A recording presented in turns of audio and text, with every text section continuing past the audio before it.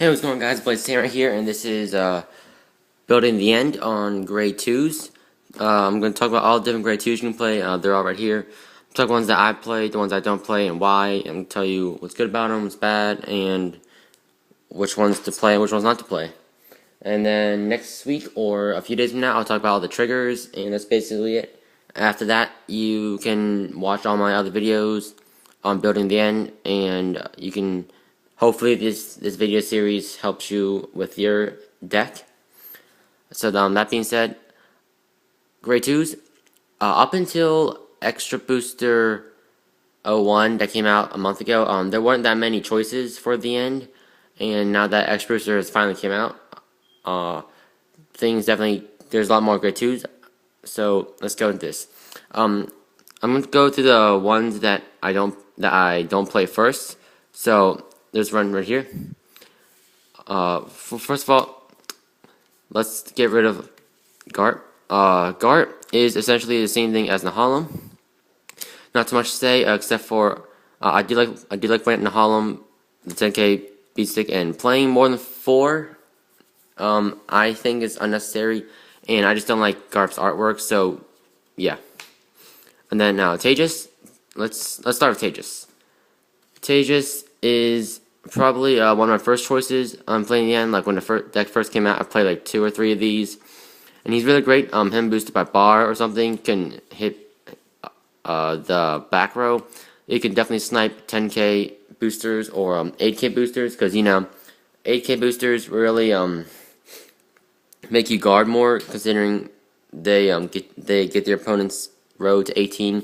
And yes, Tejas does snipe them all because it's base power of 8. Or you can put a Tejas behind it. I mean, not Tejas, a Gojo behind it. Tap the Gojo, and you can just attack the back row.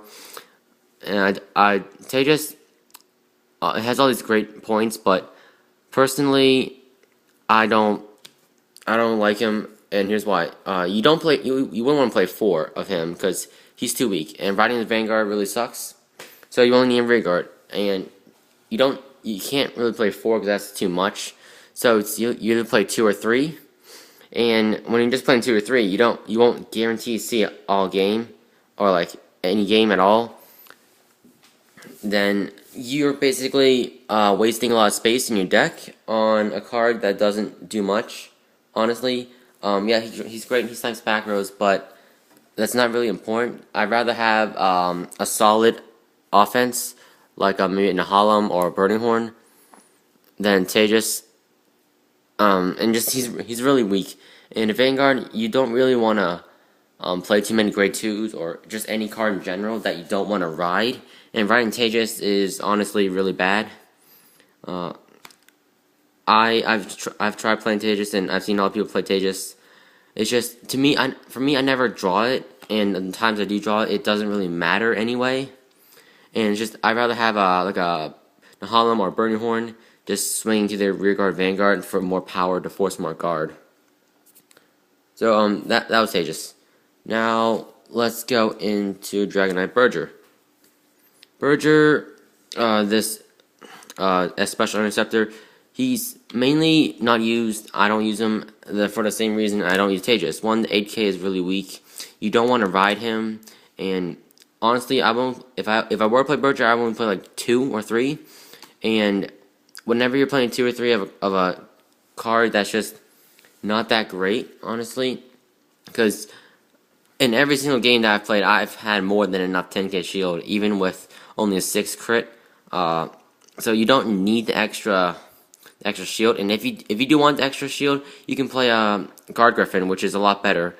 And yeah, the 8k is really bad, because the end, when you have like a full field, is when you win.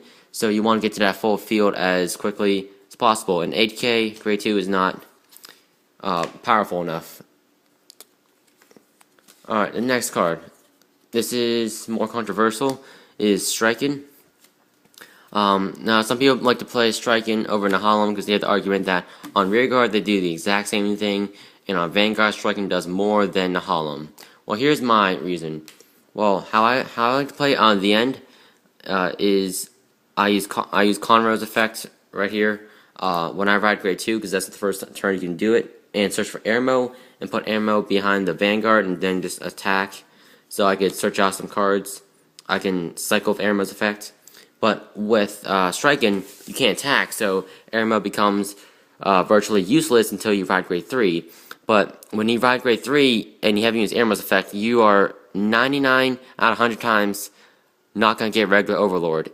That's my experience anyway. I never draw into regular Overlord without Aermo's effect. And this is losing out on one card, and with Aermo effect, that's 2 cards. And I play a lot of draw triggers in my deck, so that's potentially losing out on 3 cards towards searching for the end or regular Overlord, and I just don't like that. And also, his effect to give +1 crit and 5,000 to the Vanguard, it's not that great, honestly. It's just an extra 5k they have to guard, and extra 5k is, I mean, it's great and all, but really not necessary. Not as great as using Aermo's effect to search. It really messed up the consistency of the deck. Alright, now, the last card that I don't play, grade 2, is Berserk Dragon. Berserk Dragon, I don't play it. I used to play it. He is a great card, honestly. Counterblast 2, get rid of the rear guard. They get a -1, so you get +1 just by playing it. 9k, so it's not bad. The reason I don't play him is before when I did play him, I only played 2 because counterblast space is tight in the end, and he's only great during late game because you really should not retire units until late game, because during early game they can simply replace them, but late game they really can't. So one, he's bad on Vanguard because, like I said before, you don't really want to play too many cards that you don't want on the Vanguard, in Vanguard, as you can tell by the title. So at times when I would just ride him, he wasn't that great compared to like something else. But that's not really the main reason why. It's simply because I took him out to make room for Bracky, and I'll get into that in a later video. But just getting rid of one of their rear guards is not really worth 2 counterblast, because Kimnara does the same thing for 1 counterblast. And yeah, counterblast space is really tight, because you have 1 for Conroe, 2 for the end, and another 2 for another end or Kimnara. So yeah, and I don't play too many Bellicosities, because that's another thing. If you play on like maybe 2 or 3 of these, then you're like pretty obligated to run a Bellicosity dragon like in higher numbers than you should. And like I used to play like 3 of these and 2 of these, and that's too many 9Ks, honestly. Because in the end, it's all about raw power, because that's how the end works. And just playing these in Bellicosity is too many 9Ks, especially since I play Kimnara, play 3 Kimnaras to do the job that Berserk Dragon does. And like I said, the power issue with the end, really needs space for Bracky, honestly. But that's just my opinion. Alright, so I was planning on doing, these 4 cards right here, but seeing as the video is already almost 9 minutes, let's do that in another video. So, grade 2s, to summarize, 2 weak and you don't draw him, too much counterblasts, and again 2 weak because you have to play Bellicosities with him. You don't need more than 4 10Ks, and his artwork's bad. He can't attack, so you lose out on consistency of your deck. You have a lot higher chance of missing a cross ride, which is bad. 2 weak, and you don't need the extra shield because you have either Guard Griffin or you have enough shield already as is. That's it. Definitely check out my other videos on building the end. Let me know if these videos actually helped you or not. And hopefully I'll get the other video up in very soon. And yeah, like and subscribe. Also check out my Facebook page where I do stuff there. Link in the description. The Blaze Samurai. Peace out, YouTube.